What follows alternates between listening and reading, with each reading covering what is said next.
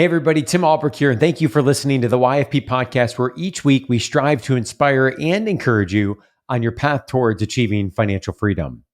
This week I had a chance to welcome a 2022 graduate of Ohio Northern University, Dr. Alexis Miller, to talk about her journey graduating from pharmacy school debt-free.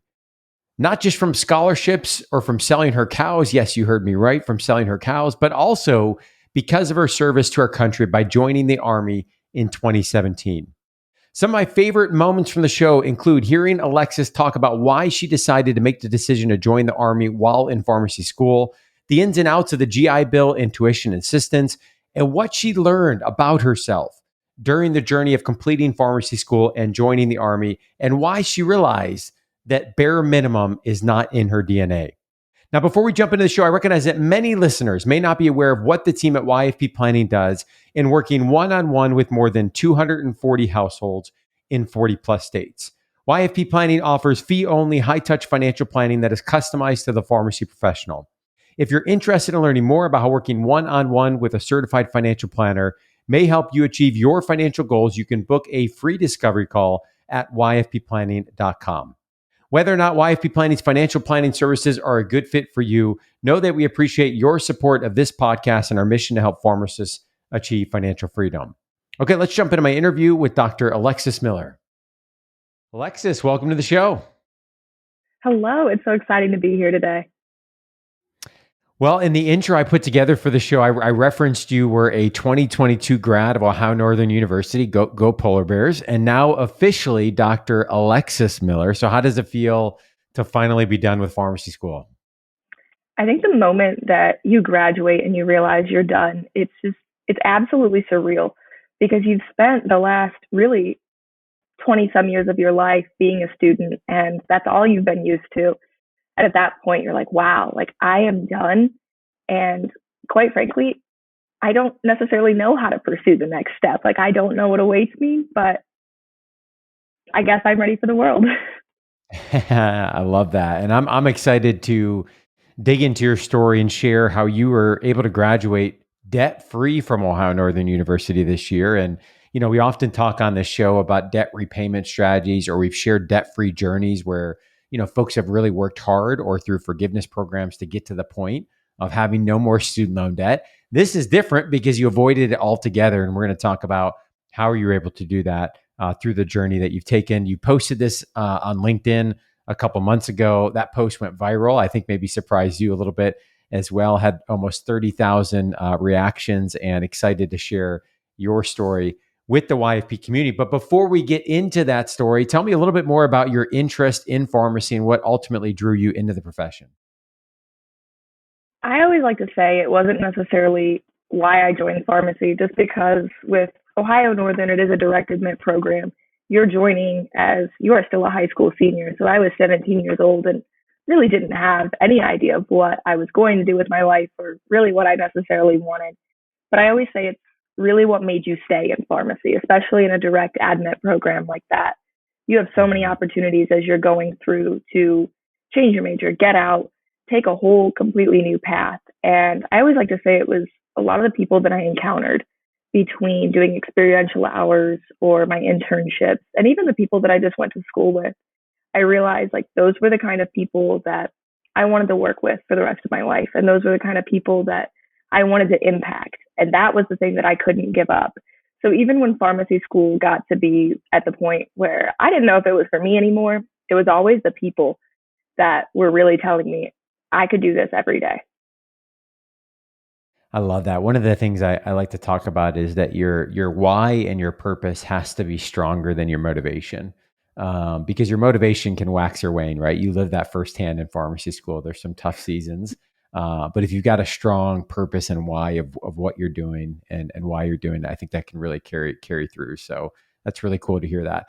I'm going to share, Alexis, I'm going to share your post, what you wrote on LinkedIn that really garnered so much attention. And then I'm going to ask you kind of how you got to the decision that you did. So you said in September 2017, I decided the only way for me to complete my pharmacy degree without being in debt was to join the Army. I joked that I was, quote, young and dumb, signing my name on the dotted line, committing myself as a pharmacy student to basic training and 6 years as a truck driver.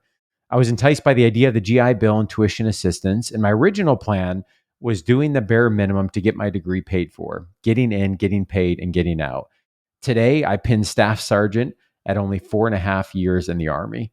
So, first of all, congratulations. Really Thank you. appreciate your commitment and your service. My question is, I think this thought maybe has crossed other folks' mind, especially in the health professions and in pharmacy, but few, I think, actually make the decision to move forward. So, how did you come about this opportunity, and why did you ultimately make the decision to go forward?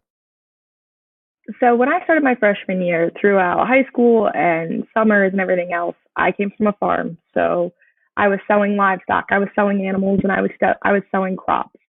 And I had this dream that with my cows, I was going to pay for my school. But it came down to freshman year. After 1 year of tuition, I had about $1,000 left and 5 more years of school. And I realized that my goal of graduating debt free, if I were just trying to do it on cows, really wasn't going to work anymore. And I was already paying for school with cows. It was already a very abnormal decision. So I just kind of looked around, shopped around of like, how can I get this paid for now? And maybe in the generation of instant gratification, the first thing that I found was the Army. And I ended up in a recruiter's office and was talking about the opportunities, the options, and essentially how much I could make out of it. And of course, like the idea is very scary. So I kind of got myself in a position where it's like, I have to commit now or I'm going to change my mind. So I just immediately was commit to the bit, let's go. So, Alexis, would this have been during, I'm trying to think, 2017, would this have been your P2 year? So you were still like in Yes. pre-pharmacy? Okay. And how, I think back to my time in academia, and if a student would have come to me, I did a lot of career counseling with students. If a student would have come to me and said, "Hey, Tim, I want to join the Army," I would have been like, I don't know how to help you, but, let me find out. And I don't think this is an area that we talk enough about from a career development opportunity standpoint. So how did you navigate finding that information? Because I think for others that are listening that are thinking, hey, I didn't think about this pathway, maybe it's something I consider. Where could one go? So tell us more about how you're able to navigate this opportunity. So a lot of it myself was where I started was with Google of like what recruiters are in my area, who can I talk to. In terms of my family, I don't have any military background in my family, and especially at school. And Ohio Northern, a private school as well, I knew I wasn't going to get as much assistance there. And especially when recruiters came in to talk to students in high school, I ignored them. I didn't think that was an opportunity, a path that I was ever going to take. So I had to go back to the route that I ignored, and I went back to finding recruiters. And I found one nearby, and I ended up switching a couple times trying to figure out who I really wanted to be with. And that's a big thing too for people who, pharmacy student or not, are looking at that path. Sometimes recruiters are going to sell you on anything. They're looking to increase their numbers. They're looking for that next bullet point, and you are part of that bullet point, whereas others really do care. And that is very important that you just don't jump on the first hook, the first bait that comes to you. It's important to look for somebody who actually is there because they want to be there. And so that was me just kind of looking around, and I finally found one person who he was adamant, like, you're here for school money and you want this deal, and that's it. So that was Mm. really awesome when I found my recruiter at the time. His name was Sergeant Center. He's now retired and rides his Harley every day. He's living a great life. But when I talked to him, he would frequently like take his time, come down to Ohio Northern, which was an hour drive from where he was. And that's my biggest tip is find a recruiter, but make sure it's one who really cares about you, or as well as somebody who's already done it. They can tell you the ins and outs, the good, the bad, the ugly. And those two are your best avenues to kind of get that information. For me, I had Google and Sergeant Center. So that was the only way I was able to get my information. That's great, Alexis. That was one of my hopes of bringing you on the show, was to share and celebrate, your story, but also I suspect for many that are listening, perhaps some that are even currently in school, maybe not thinking of this as an opportunity. And, I didn't know, for example, that it really matters, what recruiter you talk to. I kind of had this impression all information is equal and consistent. So just being able to have someone like yourself to reach out to ask questions, to point in the right direction, I think can be really helpful. You've already achieved, Alexis, two firsts on the YFP podcast. One being that we've never had anybody that has sold cows to go to pharmacy school. So that's a first. And only folks that maybe grew up in our area will understand that. And second, being, you're the first person we've had on the show that has combined, that at least we featured, combined this pathway in the Army with being able to graduate from debt free. So really, really excited for you. Were there other branches of the military that you were considering? I know often, when I talk about being able to consider, military pharmacist positions and how that relates to student loan debt, I kind of talk broadly about positions. Here we're talking specifically about a role in the Army. So talk to us about, was this an obvious choice, or were there other branches of the military you were considering? So the two options that offered the National Guard near me to be able to pay for school in the manor were the Air Force and the Army. And I'm going to be honest, I never once looked at the Air Force. Hindsight, when we are in the field and we haven't showered and it's hot and we're miserable, sometimes I think maybe I should have looked at the Air Force. But I definitely will say when I was 17 and looking for that path, maybe my ego got the best of me and I wanted to be in the Army instead of the Air Force. Whereas in our world, we called the Air Force the chair force. And I look at that now and I'm like, that's so stupid. Like, why did we think that way? And why did I think, but I wouldn't take anything back. But I looked at the Army simply because of its reputation and the ego behind it. I hate saying that, but it really is the reason why. And tell us more about the specifics of joining the Army and how that allowed you to graduate debt free. I'm thinking here about like the requirements, of service, the time commitment, how the stipends work, or the tuition reimbursement. Tell us more about the ins and outs of how that service in the Army it ultimately allowed you to graduate from Ohio Northern, great school. I'm a little bit biased, but a great school, and to do that debt free. So the way it begins when you first join, in order to get the 4 years for school credit, it's good at at least in Ohio, it's good at any public school in the state. And then it will do the max public school amount going to any private school. So it does fluctuate year by year of what you can get. But in order to get that 4 years, theoretically, for your undergrad, you have to commit 6 years. And that 6 years is the moment you sign the dotted line until 6 years later. So even when you're not completely doing a whole lot and you're still waiting to go to basic training, that still counts towards your time in. So I had about, I want to say 7 months like that still counted towards my 6 years, but I wasn't doing what I'm doing now. And with that, with the 6 years, you're able to get 13,000 about per year through your scholarship. So mine fluctuated sometimes a little over, a little under, but on average, I was getting 13,000 for 4 years sent automatically to my school. If you were at a public school per se, it would be entirely covered. They cover the max there. And then because I was a full-time student, I automatically was able to get the GI Bill. So my GI Bill was about $400 per month. And then following the GI Bill, you had your drill pay. So drill pay is like when you go in every single month and you do your work. So it could be anywhere from 2 days to 4 days to, I want to say my longest was a week. While you're doing it, it's a little tough, but the paychecks are really nice when you get it. But anywhere, drill pay, where I was at, average ranking, it depends where you're at in your rank and how long you've been there. But you can expect to make anywhere between 300 to 600, potentially more on your drill pay per month. And then once a year, you do 2 weeks, typically out of the summer, and that's your annual training. And on annual training, you can expect to get about 1,500. So in total, in the 1 year that you're there between your scholarship, your GI Bill you just get for being a full-time student. You do not have to do anything for the GI Bill except call the VA and say, I'm a full-time student and this is my school. And then drill pay and annual training pay combined, you can make about 23,000 per year just from being on that. And then as well, wherever you're at, any school regardless, you get to tack any other scholarships you receive on top of that. Oh, wow. So that's why at Ohio Northern, I was able to do really well because I was able to tack on my especially during undergrad, my 19,000 a year that I got from ONU to that 23, to where suddenly I was paying minimal, less than $1,000 per year in my first 4 years of undergrad to go to Wow. school. Wow. And so therefore the cows could handle the rest of that, right? We could get The down to the cows, zero balance. yeah, the cows, the internships, the on campus job, that was Yeah. easy to manage. So how were you, when I hear you say on-campus jobs, you obviously had requirements here through the Army. When I was in pharmacy school, granted, you're obviously more mature than I was at the time, but I felt like it was all in on time and effort just to be able to get through pharmacy school and to do that well.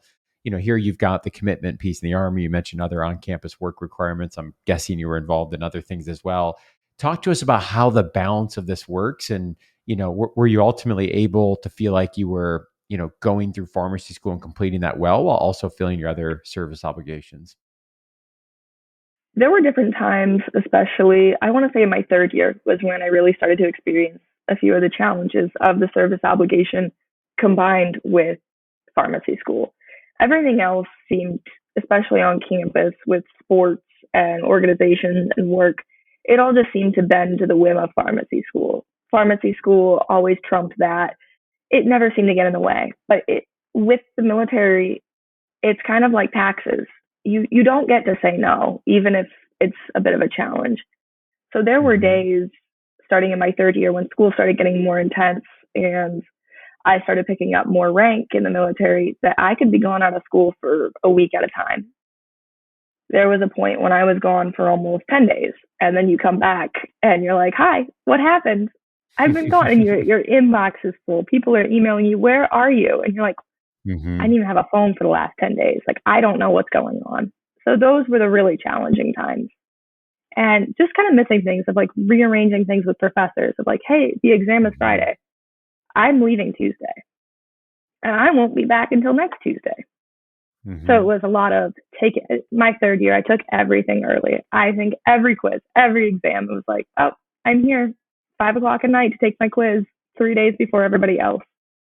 And it was kind of at that point when I realized I didn't necessarily have to be at the same point as everybody else. And I know, like, especially with type A personalities as pharmacists and pharmacy students, you really get caught in that pressure of For that sure. person A did this and person A was able to do all these other things and person B got an A in this class and an A, and I wasn't going to be a 4.0 student. And that was the hardest pill for me to swallow, was that I Mm-hmm. couldn't be all these other things because I had this one nagging thing that a lot of other people didn't necessarily have. Right. Yep. And that was the hardest part, is to kind of realize you can't compare. And I really think we get Mm-hmm. caught in that comparison game. And so that was when I realized, like, I'm not going to be a 4.0 student anymore. I have to make it through, do my best, and as long as I put in all the effort that I could put in, use all the energy that I had, I couldn't be ashamed of myself at the end of the day. As long as the effort, I know I couldn't have put in any more, I couldn't be upset with that. Yeah, and Alexa's arguably more important than your grades is what you learned about yourself through this journey. And I think I've come to appreciate that more and more since being out of pharmacy school, where in that moment, as you mentioned, especially I think in a very competitive program, it's very easy to draw that peer comparison. It's very easy to get caught up in that. But big picture, I'm hearing you talk about your journey, and I can tell there's a lot of self discovery through that journey. And one thing I wanted to hit on specifically is in the post you put on LinkedIn. You had mentioned that you were enticed by the idea of the GI Bill and tuition assistance. With your original plan is that you're going to do the bare minimum, get your degree paid for, get in, get paid, get out. But then you would later say, good things come to those who put in the work. Bare minimum is not the kind of person I am or will be. So that's a significant jump from where you started mindset wise to where you kind of ended. Tell me more about that and what you learned about yourself during the journey. I guess when I started, I first looked at strictly money, and that's all it was about. It was only about money. Mm. I felt like some people go through the military and they're like, "Oh, I love my country." It's all, I felt like I didn't have a patriotic bone in my body. I just wanted that money to get my PharmD. there was no like family history. There was no massive drive, like no bald eagles cried when I woke up. It was money. And honestly, whether you put in the max effort or the minimum effort, you're still going to get the same amount of money in the end. And that's where I was looking at it and was like, okay, I don't have to do anything spectacular. I just have to get in, do the bare minimum, get out, show up 1 week in a month. I don't have to do anything extra and I'll still get paid. But then the more that I was there, I hate saying it, but it's always the toxic leaders that you seem to learn a lot from, the best leaders and the toxic leaders. And I saw in that environment, there were some that were absolutely phenomenal people. And they busted their tail every single weekend we were there. And even in the times outside, like they just really cared about people. They really cared about their small part-time job. But then there were other people who I could tell had only received their leadership roles and promotions because they'd been there long enough and they were running out of people to promote. And that to me, I was like, wow, like there are people like you here taking care of soldiers, young individuals, and you're trying to mold their minds. And this is how you're acting. And I just felt like that wasn't a strong environment to be in. But I saw that there were enough people that really did care. And I was like, I want to be like those people. And I always like to tell myself that I'm going to just show up and sure, I'll do the minimum. That'll be fine. I never end up doing that. So I should have known I was not going to do the minimum. But basically, I always wanted to help out the people who were doing so much. And then it came down to a lucky break. There was an extra spot to hit a promotion. And I had all of my stuff turned in. I was just waiting for a slot to come up. And out of 150 some people, I was the only one in the position waiting for it. So I was able to nab my first promotion, my E5 sergeant, at 2.5 years. And that, again, is not very common either. And then I just kind of took the same steps into the next role. And as I always like to kind of just tell my own soldiers, you have to stay hungry because there's people around you that aren't. You're getting out of this what you put in, and there are people who want to improve themselves, but then there are people here who they don't care.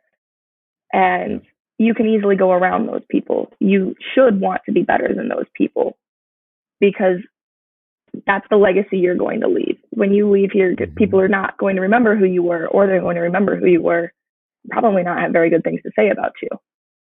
And that's where you kind of have to worry about the impact and the impression you're leaving. I'm sorry, that was a very long-winded answer for what you wanted. No, that was fantastic. And, the thought that came to mind as you were speaking there, Alexis, is that we stand on the shoulders of the folks that have provided us opportunities and led before us. And so you talked about great leadership and not so great leadership, which obviously we can learn from. And now you've got an opportunity to pay it forward, with your soldiers, but also, to the folks that are listening, others in our profession that I think are certainly going to look up to you and the work that you've been doing. So I appreciate you sharing that.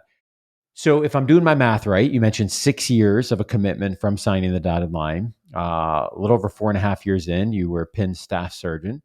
You mentioned to me before the show started that you're getting ready to make a move from Ohio to Boston. So tell me, we got a little over a year left in your 6-year commitment, and I'm trying to kind of understand, like, what is the career path? What's the trajectory as you think about this transition from student to new practitioner, and where the intersection of pharmacy and the work that you're doing in the Army? Tell us more about what lies ahead.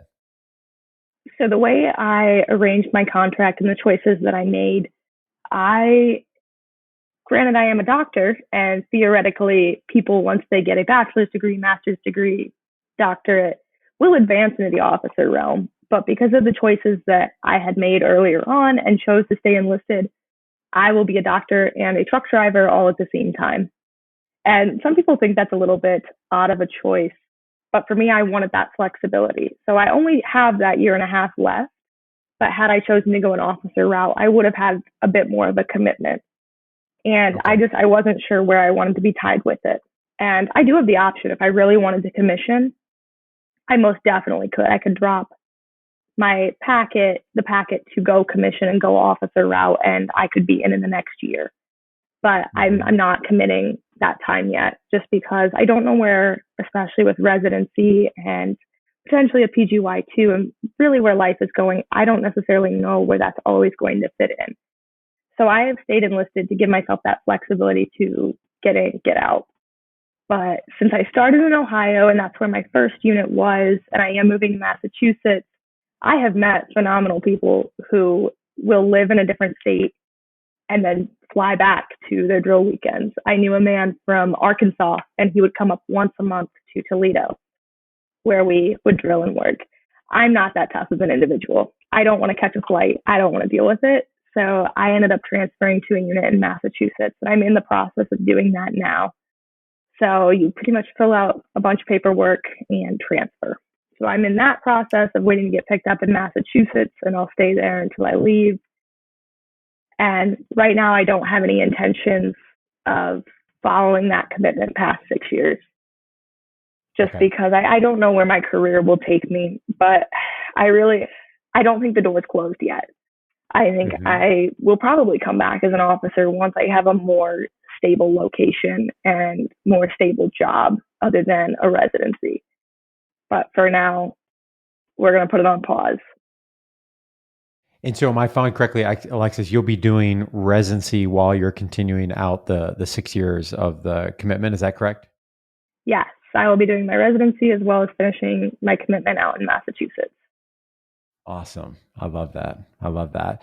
So I know your journey is going to be an inspiration to so many. And as I shared with you before we hit record, this is a topic we don't talk often enough about, of the intersection, I think, between the health services and, opportunities in the military and to serve our country, and obviously how that can intersect with one's financial plan here as we talk about being able to graduate debt free. And I'm confident that several people are going to listen to this and say, I hadn't really thought about that, but I don't know where to get started. And so my question for you is, I don't want your email to get inundated necessarily, but for folks that, want to follow you and your journey, where is the best place that they can go to do that? They can obviously go ahead and connect with me on LinkedIn. My LinkedIn, my name is Alexis Miller, kind of hard to find, but if you go to the linkedin.com/in/amillerx, it's a play on A Miller RX. No one gets it. I thought it was funny. No one else did. But that's where you can find that. And then, of course, I will give out my email. I don't get too many emails. It is a-miller.19@onu.edu. I'm not always the fastest on my email, but I will try to get back as soon as possible. Awesome. We will link to both of those in the show notes. And, I'm so grateful for your time. Again, thank you for your service. Thank you for taking the time to share your story with our community. And Dr. Alexis Miller, a Staff Sergeant, really appreciate your time and the contributions you made here. So thank you so much. Thank you so much for having me. As we conclude this week's podcast, an important reminder that the content on this show is provided to you for informational purposes only and is not intended to provide and should not be relied on for investment or any other advice. Information in the podcast and corresponding materials should not be construed as a solicitation or offer to buy or sell any investment or related financial products. We urge listeners to consult with a financial advisor with respect to any investment. Furthermore, the information contained in our archived newsletters, blog posts, and podcasts is not updated and may not be accurate at the time you listen to it on the podcast.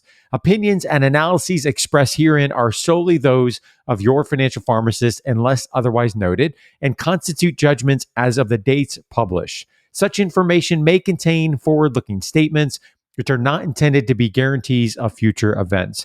Actual results could differ materially from those anticipated in the forward-looking statements. For more information, please visit yourfinancialpharmacist.com/disclaimer.